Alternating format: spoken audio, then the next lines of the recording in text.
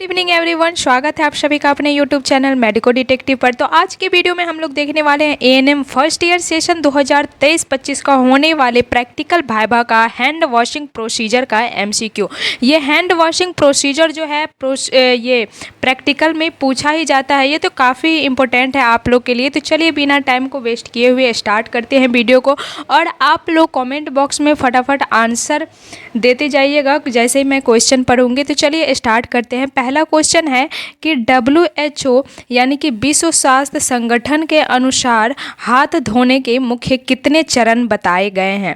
Option A में है 5 चरण, बी में है 6 चरण, सी में है 8 चरण और डी में है 10 चरण। तो WHO के अकॉर्डिंग हाथ धोने के कितने स्टेप्स बताए गए हैं। तो यहाँ पर सही आंसर हो जाएगा ऑप्शन नंबर बी, 6 चरण होता है। WHO के अकॉर्डिंग अगर पूछा जाए हाथ धोने के मुख्य चरण, तो आपको आंसर करना है कि 6 चरण होता है। ठीक है, चलिए नेक्स्ट क्वेश्चन पे चलते हैं। नेक्स्ट क्वेश्चन है कि मेडिकल हैंड वॉशिंग में कम से कम कितने समय तक हाथों को आपस में रगड़ना चाहिए। ऑप्शन ए में है 10 से 15 सेकंड, बी में है 20 से 30 सेकंड, सी में है 40 से 60 सेकंड और डी में है 2 से 3 मिनट। तो मेडिकल हैंड वॉशिंग में कम से कम जो है 40 से 60 सेकंड तक हाथों को आपस में रगड़ना चाहिए। ऑप्शन नंबर यहाँ पर सी सही हो जाएगा। और यहाँ पे नोट में दिया गया है कि सिर्फ साबुन रगड़ने का समय 20 सेकंड और पूरी प्रक्रिया जो होती है हैंड को जिस तरीके से रगड़ते हैं उसको 40 से 60 सेकंड में पूरा करना होता है। ठीक है, चलिए नेक्स्ट क्वेश्चन है कि हॉस्पिटल में जो संक्रमण हो जाता है, इन्फेक्शन हो जाता है, उसको रोकने का सबसे प्रभावी और सस्ता तरीका क्या है। ऑप्शन ए में है ग्लव्स पहनना, बी में एंटीबायोटिक देना, सी में है हैंड वॉशिंग, डी में है मास्क लगाना। तो हॉस्पिटल में इन्फेक्शन को रोकने के लिए सबसे प्रभावी और सस्ता तरीका की बात करें तो वो होता है हैंड वॉशिंग, हाथ धोना। अगर हम हैंड वॉशिंग करके कोई भी वर्क को करेंगे तो क्या होगा, हॉस्पिटल में इन्फेक्शन रुकेगा। ठीक है, चलिए नेक्स्ट क्वेश्चन है कि WHO के अनुसार माई 5 मोमेंट्स फॉर हैंड हाइजीन में पहला मोमेंट कौन सा है। ऑप्शन ए में है मरीज को छूने के बाद, बी में है मरीज को छूने से पहले, सी में है मरीज के आसपास की वस्तुओं को छूने के बाद, डी में है कोई प्रोसीजर करने से ठीक पहले। तो क्या हो जाएगा इसका सही आंसर। तो इसका सही आंसर हो जाएगा कि WHO के according my 5 moments for hand hygiene में जो पहला मोमेंट होता है वो होता है मरीज को छूने से पहले। ठीक है, कौन सा होता है, मरीज को छूने से पहले। नेक्स्ट क्वेश्चन है कि सर्जिकल हैंड वॉशिंग में कम से कम कितना समय लगना चाहिए। ऑप्शन ए में है 1 मिनट, बी में है 2 मिनट, सी में है 3 से 5 मिनट, डी में है 10 मिनट। तो सर्जिकल हैंड वॉशिंग में कम से कम जो है 3 से 5 मिनट का समय लगना चाहिए। कितना समय लगना चाहिए, 3 से 5 मिनट। कब, जब सर्जिकल हैंड वॉशिंग की बात करें तब। ठीक है, चलिए नेक्स्ट क्वेश्चन देखते हैं कि मेडिकल हैंड वॉशिंग करते समय हाथों को किस तरीके से रखना, किस तरफ रखना चाहिए। ऑप्शन ए में कोहनी से नीचे, बी में है कोहनी से ऊपर, सी में है दोनों को बराबर स्तर पर, डी में है किसी भी तरफ रख सकते हैं। तो मेडिकल हैंड वॉशिंग करते समय हाथों को जो है कोहनी से नीचे यानी कि कोहनी को ऊंचा और हाथ को नीचे रखना चाहिए। ऑप्शन नंबर ए सही हो जाएगा यहाँ पे। नेक्स्ट क्वेश्चन है सर्जिकल हैंड वॉशिंग में पानी का बहाव किस तरफ होना चाहिए। ऑप्शन ए में है उंगलियों से कोहनी की तरफ, बी में है कोहनी से उंगलियों की तरफ, सी में है केवल हथेलियों पर, डी में है इनमें से कोई नहीं। तो सर्जिकल हैंड वॉशिंग में पानी का बहाव जो है उंगलियों से कोहनी की तरफ होनी चाहिए। ऑप्शन नंबर ए यहाँ पर सही हो जाएगा क्योंकि उंगली को जो है सबसे साफ माना जाता है। नेक्स्ट क्वेश्चन है हाथ धोने के बाद नल को बंद करने के लिए किसका उपयोग करना चाहिए।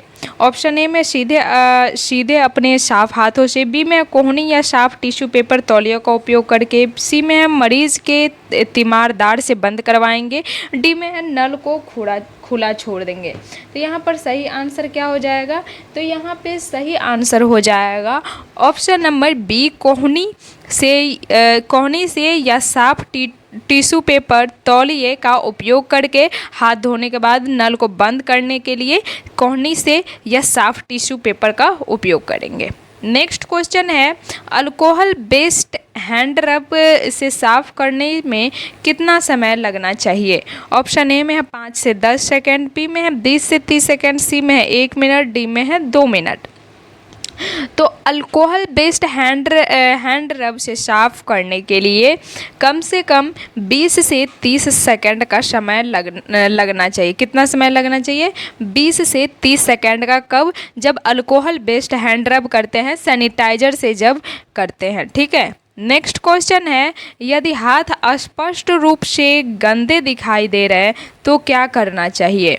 ऑप्शन ए में दिया गया है केवल सैनिटाइजर का उपयोग करें, बी में है ग्लव्स पहन लेंगे, सी में है साबुन और पानी से हाथ धोएंगे, डी में है सूखे कपड़े से पोंछ लेंगे। तो यहाँ पर सही आंसर क्या हो जाएगा? तो यहाँ पर सही आंसर हो जाएगा कि जब हाथ स्पष्ट रूप से गंदे दिखाई दे रहे हैं तो उस टाइम साबुन और पानी से हाथ धोएंगे। ऑप्शन नंबर सी हो जाएगा यहाँ पे करेक्ट। नेक्स्ट क्वेश्चन है, हैंड वॉशिंग का मुख्य उद्देश्य क्या होता है? ऑप्शन ए में दिया गया हाथों की त्वचा को सुंदर बनाना, बी में है हाथों से धूल हटाना, सी में सूक्ष्म जीवों की संख्या को कम करना और क्रॉस इन्फेक्शन रोकना, डी में है साबुन की खुशबू फैलाना। तो हैंड वॉशिंग का जो मुख्य उद्देश्य होता है वो होता है सूक्ष्म जीवों की संख्या को कम करना और क्रॉस इन्फेक्शन को रोकना। ठीक है। ऑप्शन नंबर सी हो जाएगा यहाँ पे सही। नेक्स्ट क्वेश्चन है कि हाथ धोने के चरणों में सैल्यूटेशन विधि से हाथ का कौन सा हिस्सा साफ होता है? ऑप्शन ए में है अंगूठा, बी में है उंगलियों के पीछे का हिस्सा, सी में है कलाई, डी में हथेली का अगला हिस्सा। तो हाथ धोने के चरणों में सैल्यूटेशन विधि, जिसको इंग्लिश में कहते हैं इंटरलॉकिंग, जिसको इंग्लिश में क्या कहते हैं? इंटरलॉकिंग से हाथ का यहाँ पे सही हिस्सा हो जाएगा उंगलियों के पीछे का हिस्सा, बैक ऑफ फिंगर्स। इंटरलॉकिंग में कौन सा हिस्सा साफ होता है? तो बैक ऑफ फिंगर्स।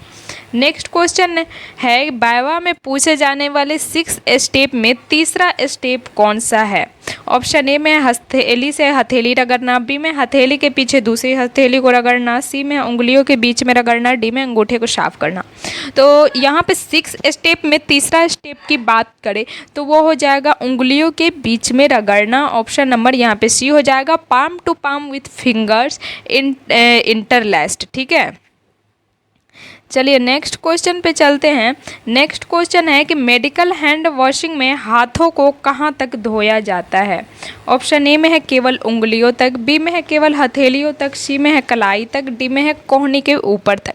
तो मेडिकल हैंड वॉशिंग में जो है हाथों को कलाई तक धोया जाता है, यानी कि रिस्ट तक धोया जाता है। ठीक है।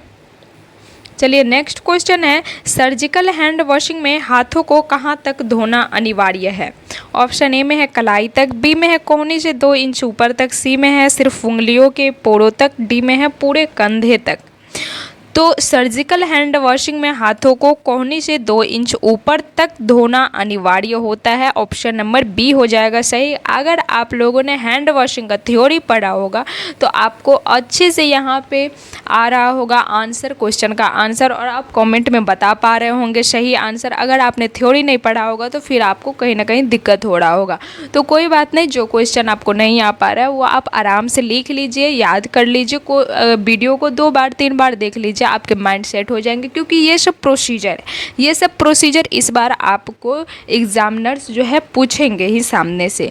प्रोसीजर से तो क्वेश्चन पूछते ही हैं, बात रहा कि सिलेबस के टॉपिक से भी पूछते हैं एमसीक्यू, तो जी हाँ पूछते हैं, तो उसका भी आपको करवा दिया गया है सारा एमसीक्यू। आप प्लेलिस्ट में जाकर के प्रैक्टिकल वाइवा वाला वीडियो खोलिएगा, उसमें सारा वीडियो देख लीजिएगा। और यहाँ पे प्रोसीजर का अब दिया जा रहा है तो प्रोसीजर का भी आप लोग कंटिन्यू देखिएगा। कंटिन्यू 8 से 10 प्रोसीजर का आप लोग को एमसीक्यू बताया जाएगा, तो वो सारे देखिएगा। और उसके बाद कल लाइव में हैंड वॉशिंग का थ्योरी भी बताया गया था, तो आप लोग थ्योरी जा कर के देख लीजिएगा और एमसीक्यू पढ़ लीजिए, ठीक है।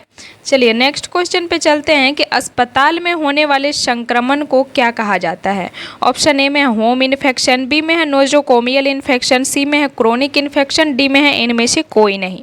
तो अस्पताल में जो संक्रमण हो जाता है उसको कहते हैं नोजोकोमियल इन्फेक्शन, यानी कि ऑप्शन नंबर यहाँ पे बी हो जाएगा सही, ठीक है। नेक्स्ट क्वेश्चन है हाथ धोने के बाद सुखाने के लिए सबसे सुरक्षित तरीका क्या है। ऑप्शन ए में है अपने ड्रेस या एप्रन से पोंछना, बी में है single use disposal paper towel या साफ तौलिया, सी में हवा में हाथ हिलाकर सुखाना, डी में है मरीज की चादर से पोंछना।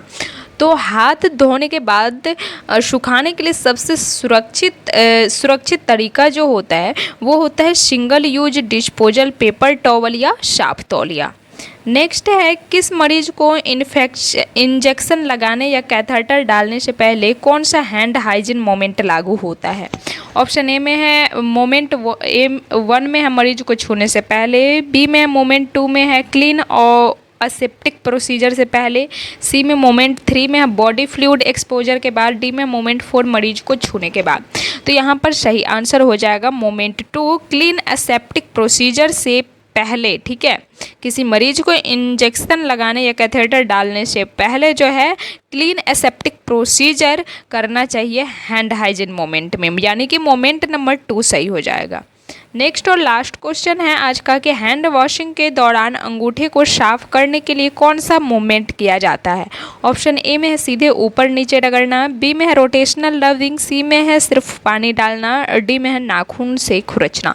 तो हैंड वॉशिंग के दौरान अंगूठे को साफ करने के लिए जो है रोटेशनल रबिंग यानी कि घूर्णन गति रोटेशनल रबिंग मूवमेंट किया जाता है। ऑप्शन नंबर यहाँ पे बी करेक्ट हो जाएगा। तो आप लोग बताइए कि आपका 20 में कितना क्वेश्चन सही हुआ।